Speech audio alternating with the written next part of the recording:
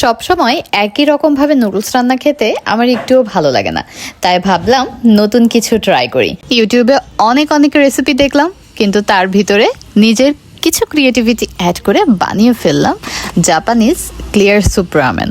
And এটার জন্য প্রথমে আমি চিকেন স্টক করে নিয়েছি। চিকেন স্টক কিভাবে করতে হয় এটা কম বেশি সবারই জানা। জাস্ট চিকেনটাকে বেশি করে পানি দিয়ে পেঁয়াজ, মরিচ এবং রসুন আর আদা দিয়ে আমি সিদ্ধ করে নিয়েছি। এরপর আমি চিকেনগুলোকে উঠিয়ে চিকেন এখান থেকে ছাড়িয়ে নিচ্ছি এবং এর যে হাড়গুলো আছে এগুলো আমরা ফেলে দিব। এই পর্যায়ে আমি একটা নতুন পাত্র নিয়ে নিয়েছি এবং তাতে দিয়ে দিচ্ছি বাটার। বাটার দিলে টেস্টটা অনেক বেশি ভালো হয়। অ্যান্ড বাটার দেওয়ার সাথে সাথেই দেখবেন যে মানুষের দুষ্টু লোকের মিষ্টি কথা শুনে যেরকমভাবে মনটা গলে যায়, বাটারটাও ঠিক সেরকমভাবেই গলতে শুরু করেছে।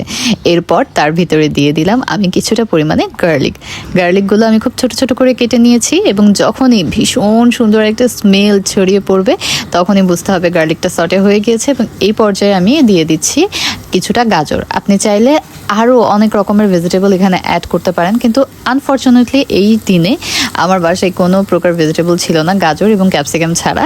তো আমি এই জন্য গাজর, ক্যাপসিকাম অ্যান্ড চিংড়ি ইউজ করেছি। আমার ছেলে না চিংড়ি খায় না, এই জন্য আমি জাস্ট 2 পিস চিংড়ি ইউজ করেছি, বেশি দেইনি। যেহেতু সে চিংড়ি পছন্দ করে না সেহেতু তার জন্য আর অ্যাড করিনি। অ্যান্ড চিংড়িটা তো জানেনই বাটারের ভিতরে দিলে একটু সময় পরে লাল হয়ে যাবে। এতে কিন্তু খুব একটা বেশি লবণ বা আদার্স কোনো মশলার কিচ্ছুর প্রয়োজন নেই। লবণটা আমি স্টকের মধ্যে দিয়েছিলাম, সেখান থেকেই আর কি অ্যাডজাস্ট হয়ে যাবে। তো এটাতে অন্য কিছু অ্যাড করার প্রয়োজন নেই। আমি কিন্তু টেস্টিং সল্ট ছাড়া এই জাতীয় ফ্যান্সি খাবার যেগুলো আছে বিশেষ করে এগুলো খেতেই পারি না। বাট এই যে আমি ক্লিয়ার স্যুপটা রান্না করেছিলাম এটাতে কিন্তু আমি কোনো প্রকার টেস্টিং সল্ট ইউজ করিনি and this was so much delicious. এরপরে আমি এখানে নুডলস মিক্স করে দিচ্ছি। আমি এখানে এমনিতে কেক নুডলস যেগুলো আছে সেটা ইউজ করেছি।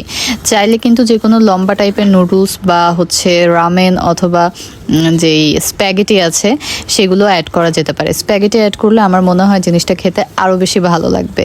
আর যদি হাতে বানানো নুডলস হয় তাহলে তো কথাই নেই। অ্যান্ড আমি কিন্তু অফ ক্যামেরাতে চিংড়ি অ্যান্ড চিকেন যেগুলো ছাড়িয়ে রেখেছিলাম সেটা অ্যাড করে দিয়েছি। কিভাবে জানো না, ক্লিপগুলো মিস হয়ে যায়। নামিয়ে নেওয়ার ঠিক আগে আমি এটার সাথে অ্যাড করব লেবুর রস। লেবুর রস দিলে চিকেনের স্টকের যে টেস্টটা সেটা অনেক ভালো হয়। অ্যান্ড ট্রাই করবেন এটা হুবহু কপি করার জন্য, তাহলে সত্যি মজা পাবেন। অ্যান্ড এটা এত বেশি রিফ্রেশিং, আপনার বাসায় কারো যদি জ্বর আসে তাহলে কিন্তু এটা বানিয়ে খাওয়াতে পারেন। যেমন হেলদি ঠিক তেমনই এটা অনেক বেশি রিফ্রেশিং। একদম কি বলবো যে এত এনার্জি পাওয়া যায় এটাতে। কেউ যদি একটু বেশি হেলদি করতে চান তাহলে এখানে আপনারা আমি যে নুডলসটা অ্যাড করেছি সেই নুডলসটা অ্যাড নাও করতে পারেন বা নুডলসটা বাসায় বানিয়ে নিতে পারেন। এই পর্যন্ত আমার ভিডিওটি দেখার জন্য অনেক ধন্যবাদ। লাইক, কমেন্ট, শেয়ার করে পাশে থাকবেন।